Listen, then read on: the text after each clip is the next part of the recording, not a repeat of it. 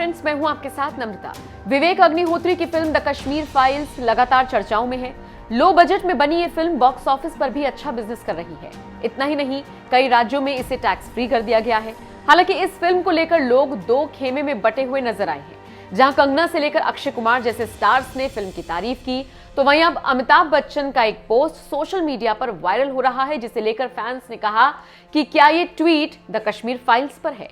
Amitabh Bachchan Twitter पर लिखते हैं, हम अब जानते हैं जो हम तब कभी नहीं जानते थे। अब इस ट्वीट को अनुपम खेर की फिल्म द कश्मीर फाइल्स से जोड़कर देखा जा रहा है और उन्हें ट्रोल कर रहे हैं कुछ लोग। जैसे कि एक यूजर ने लिखा, बहुत डर लगता है डायरेक्ट ट्वीट करने में, बच्चन साहब उम्र के इस पड़ाव में तो कुछ पाप धो लीजिए। एक और यूजर ने लिखा, खुलकर कहिए या डर का माहौल है। एक और यूजर ने लिखा, अब पता चल ही गया है तो जया जी से यासिन मलिक जैसों को एक श्राप ही दिलवा दीजिए। एक और यूजर ने लिखा, कभी यहाँ कुछ कहना तो चाहता है लेकिन थाली में छेद वाली के कोप के डर से खुलकर कह नहीं पा रहा है। इतना ही नहीं, एक और यूजर ने लिखा, पर्दे के शहंशाह वास्तविक जीवन में एक फिल्म का नाम लेने की हिम्मत नहीं। उम्र के इस पड़ाव पर भी किससे डर लगता होगा, पत्नी और उसकी पार्टी से, जिहादियों से। एक और यूजर ने लिखा, थोड़ी भी शर्म बची हो तो द कश्मीर फाइल्स पर भी एक ट्वीट कर दो, अखिलेश यादव के दलाल। एक और यूजर ने लिखा, अगर मेगा स्टार होके भी आप एक ट्वीट ना कर सकें कश्मीर फाइल्स की सराहना में, तो लानत है ऐसी शोहरत पे। इतना ही नहीं, एक और यूजर ने लिखा, आश्चर्य है कि आपको लोग एंग्री यंग मैन और सदी का महानायक कहते हैं। एक सच लिखने में इतना डर, सीधा लिख दे जो कश्मीर में गलत हुआ। तो देखा आपने अमिताभ बच्चन को इस तरह का पोस्ट करना कितना भारी पड़ गया। खैर, महानायक ने इस पंक्ति को किस संदर्भ में लिखा है ये उन्होंने खुद नहीं बताया, तो इसलिए लोग अपने अपने हिसाब से जोड़कर उसका मतलब निकाल रहे हैं। लोगों का कहना है कि अपने इस ट्वीट में वो कश्मीर फाइल्स का जिक्र कर सकते थे और तो और वो सीधा सीधा ट्वीट भी कर सकते थे। इस तरह से पोस्ट करने का क्या मतलब। इसी के चलते लोगों का गुस्सा उन पर फूट पड़ा है। बता दें, अमिताभ बच्चन की फिल्म बेमिसाल का एक सीन भी सोशल मीडिया पर इन दिनों वायरल हो रहा है। इस सीन में वो कश्मीर को मुगलों की खोज बता रहे थे। इस वीडियो क्लिप के वायरल होने के बाद भी बिग बी को ट्रोल किया जा रहा है। बता दें, कश्मीर फाइल्स ने बॉक्स ऑफिस पर 167 करोड़ का बिजनेस कर लिया है। जिस हिसाब से ये फिल्म कमाई कर रही है उसे देखकर ये कहना गलत नहीं होगा कि बॉक्स ऑफिस पर आने वाले दिनों में और भी बड़ा धमाका होने वाला है। वैसे आपका इस खबर पर क्या कहना है, कमेंट करके जरूर। आजकल बहुत सारे मूवीज ऐसे जो कुछ सिर्फ नाम के लिए, लेकिन ये ऐसी मूवी है ना कि रोमते खड़े हो जाएंगे मूवी देख के किसी के भी। मैं तो एक ही चीज़ कहना चाहूँगा, जो जिसने भी आज तक कभी उतना सोचा समझा नहीं होगा उससे भी काफ़ी खतरनाक कहानी थी। ये फिल्म ना सबको देखना चाहिए। जो एक्चुअली इसमें मीडिया में जो चीज़ें उस समय के टाइम पे छुपाई गई थी, उस समय के कश्मीरी पंडितों के साथ में जो गलत हुआ था, ये देखना, ये फिल्म देख के बहुत सारी सच्चाइयाँ पता लगती।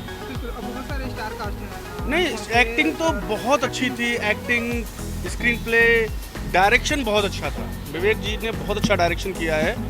एक्चुअली फिल्म पहली एक ऐसी फिल्म है जिसको आप देख सकते हो और जो बहुत अच्छा एक पूरा एक तरह से एक सब्जेक्ट जो था, मतलब एक कश्मीरी पंडितों का जो दुख था, उस दुख को जो दिखाया गया है। आज तक एक शिकारा फिल्म आई थी विधु विनोद चोपड़ा की, वो एक तरह से डब्बा फिल्म है। इसके आगे डब्बा भी नहीं बोल सकते, ढक्कन बोल सकते हो। फिल्म बहुत अच्छी थी और मुझे लगता है कि ये सभी को देखनी चाहिए। ये मतलब जो इतिहास हमें पता ही नहीं है और जो दिखाते हैं वही दिखेगा। अब ये चीज़ जानने का मौका हमें कैसे मिलेगा, जो मूवी को बताते हैं समाज का दर्पण, तो आज एक्चुअली में देखने को मिला है वो चीज़। सर, इंडिया ने आज तक इतनी अलग फिल्म नहीं बनाई है। ये आज से एक अलग फिल्म है जो इंडिया में शुरू हुई है। ये बड़ी हिम्मत की बात है कि डायरेक्टर जो विवेक अग्निहोत्री हैं, उन्होंने इतनी हिम्मत दिखाई है। आप इतिहास को और सच को कब तक आखिर छुपाएंगे। ये सच है,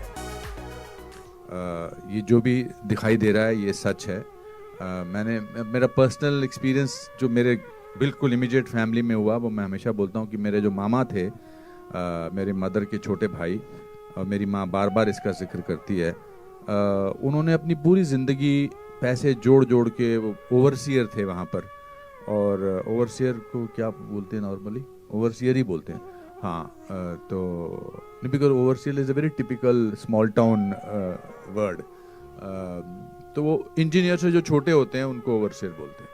तो उन्होंने बड़े मुश्किल से पैसे कमा के, उनका एक सपना था कि कश्मीर में, श्रीनगर में अपना एक घर बनाएंगे। तो उन्होंने वो घर जैसे तैसे 86, 85, 87 में बना लिया और बड़े खुश थे कि अपना उनका एक घर था। और जैसे ही उन्होंने घर बनाया उसके कुछ 6-7 महीने बाद ये थ्रेट्स आनी शुरू हो गई कि आप निकलो यहाँ से। एंड फिर ऐसी थ्रेट्स आई कि भाई हमने आपके पड़ोसी को मार दिया है, उसकी लाश वहाँ पड़ी है, अब अगर आप अगले कुछ दिनों में नहीं छोड़ेंगे तो हम फिर आपकी लाश किसी और के घर पर होगी। सो एक रात को एक फिएट गाड़ी में जितना सामान वो डाल सकते थे, जिंदगी भर की पूंजी, एक फिएट गाड़ी में 4 उनके खुद के अपने सदस्य थे, बेटा, बेटी, उनकी बीवी, और वो वहां से निकल गए और दिल्ली में जाकर कहीं वो सेटल हो गए। और उनका सदमा उनको इतना गहरा पड़ा कि he died after couple of years or 3 years.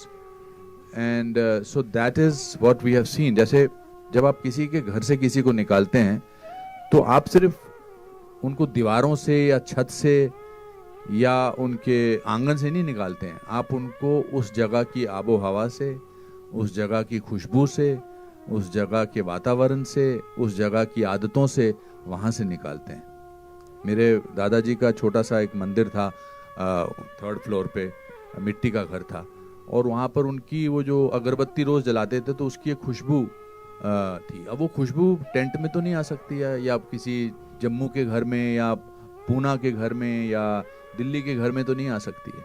हम होटल में 5 स्टार होटल में रहते हैं बहुत दिनों तक, लगता है यार अभी घर जाके अपने बिस्तर पे सोना है। हम अमेरिका जाते हैं या कहीं और जाते हैं, हम कहते हैं चलो यार इंडियन खाना खाते हैं। So I think from that point of view my mother when she saw this film she didn't speak to anybody for 2 days। 2 दिन तक उन्होंने किसी से बात नहीं की, क्योंकि उनकी पूरी मेमोरीज वापस जो हैं वो रिवाइव हुई। और उन्होंने कहा क्यों दिखाई तूने मेरे को ये फिल्म, मेरी सारी मेमोरीज वापस आ गई हैं। या आर्टिकल 370 जब एब्रोगेट हुआ, क्या हम वापस जा सकेंगे, मेरा बड़ा दिल है वापस जाने का। सो अब आप अंदाज़ा लगा लीजिए जो इस डॉक्यूमेंट्री में बात कर रहे थे उनका क्या हाल हुआ होगा, उनके साथ क्या महसूस किया होगा उन्होंने। So from that point of view it's, बार बार काफ़ी लोग बोल रहे हैं आंखें नम है, आई थिंक इसका सदमा जो है ना, इसकी तकलीफ जो है वो आत्मा तक गई है। कश्मीर में आज आप जाओ, मुझे याद है जब बचपन में मैं जाता था तो निशाद गार्डन जाते थे, शालीमार जाते थे, पिकनिक पे जाते थे, खीर भवानी टेम्पल जाते थे, वहाँ की नदियों में घूमते थे, हंदवारा, सोपोर, ये सब जगहें हैं वहाँ की। अब कश्मीर की आत्मा जो है वो घायल है। अब वहाँ बार्ब्ड वायर्स नज़र आती हैं, सुनसान इलाका है, कुछ अजीब सा वातावरण है। So this film will not only revive those memories for millions of people, पर शायद कुछ लोगों के घाव भी भरेंगे। And we are all guilty of not talking about it for 32 years.